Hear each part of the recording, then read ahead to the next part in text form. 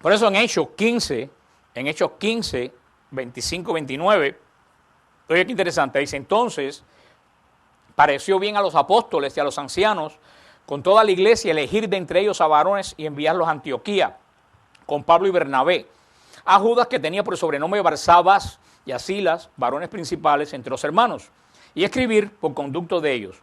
Los apóstoles y los ancianos y los hermanos, los ancianos y los hermanos, a los hermanos de entre los gentiles que están en Antioquía, esto es lo que escriben ellos, en Siria y en Cilicia, salud.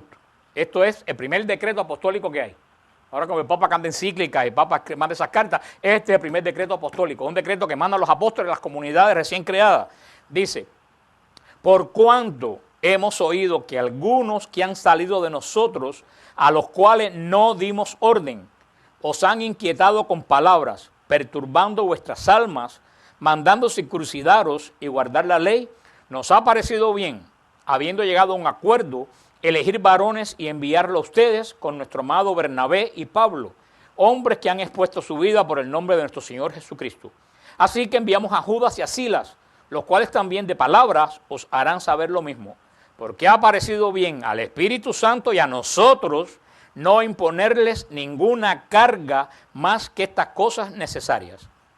Fíjate qué interesante. ¿Qué había en la iglesia? Confusión. ¿Y qué van a hacer los apóstoles? Mandan una carta poniendo orden. ¿No te das cuenta que es lo que hace el Papa? Cuando hay confusión en la iglesia, el Papa manda una carta apostólica poniendo ¿qué cosa? Orden. Y fíjate qué interesante, dice, nos ha parecido bien al Espíritu Santo y a nosotros. Óyeme, tremendo eso. Quiere decir que la iglesia está asistida por el Espíritu. Y dice, no queremos imponer. ¿Por qué? Porque salieron judíos, que eran los judaizantes, que querían que los nuevos cristianos se sometieran a la ley judía. Y la gente decía, pero ¿cómo nosotros vamos a ponernos a aprender 613 preceptos y hacernos la circuncisión a estas alturas? Con lo doloroso que... Entonces se asustaron.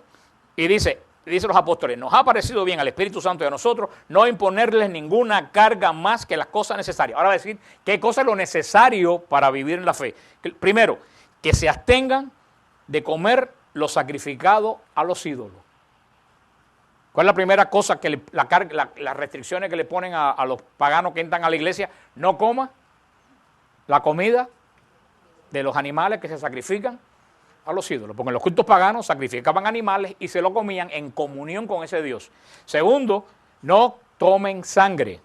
Y esto no quiere decir la transfusión, porque en ese momento la transfusión no se había inventado. Es que no tome la sangre de los sacrificios paganos, que se abstengan de la fornicación, de las cuales cosas, si las guardan, harán bien.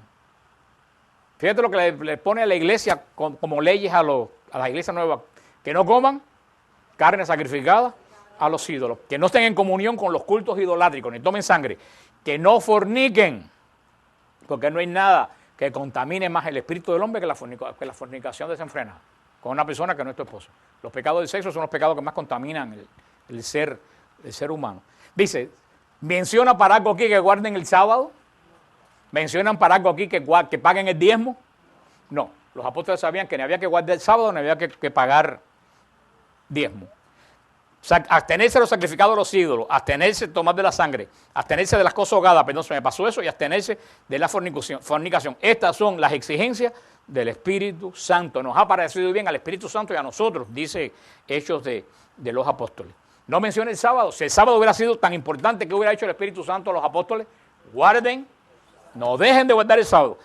En la carta a los Colosenses, capítulo 2, versículo 13, en adelante, dice San Pablo, y a ustedes, estando muertos en pecado y en la incircuncisión de vuestra carne, os dio vida justamente con él, perdonándonos todos los pecados, anulando el acta de los decretos que había contra nosotros y que nos era contraria, quitándola de en medio y clavándola en la cruz. Fíjate qué interesante, dice San Pablo que había algo que nos era contrario. ¿Qué es lo que le era contrario? Que Cristo pagó y lo clavó en la cruz. La ley era contraria. Estoy preguntando, la ley era contraria a los hombres porque tenían que guardar 613. Cristo los cumplió y junto con todo eso se clavó ¿dónde? En la cruz. Murió Cristo, se acabó la ley. Dice que era contrario, quitándola de en medio y clavándola en la cruz, y despojando a los principados y a las potestades, los exhibió públicamente, triunfando sobre ellos en la cruz. Por tanto, es lo que dice Pablo, que nadie les juzgue por lo que comen, por lo que beben, que nadie les juzgue en cuanto a días de fiesta, luna nueva o Shabbat, todo lo cual es sombra de lo que ha de venir, pero en el cuerpo de Cristo. Hermano, no hace falta. Yo creo que después que uno lee esto, Colosenses 2, léanlo. Yo no sé cómo los testigos de Jehová y los adventistas siguen predicando el sábado. Colosenses 2, ¿cómo que leer el capítulo completo? Fíjate lo que dice Pablo. No hay ley. La ley Cristo la clavó en la cruz y derrotó a los enemigos. Por eso dice que nadie los venga a torturar a ustedes con cuestiones de comida, ni de bebida, ni de lunas nuevas. Dice, o de día de reposo. Ellos ponen día de reposo, pero ¿qué cosa es día de reposo? Es Shabbat.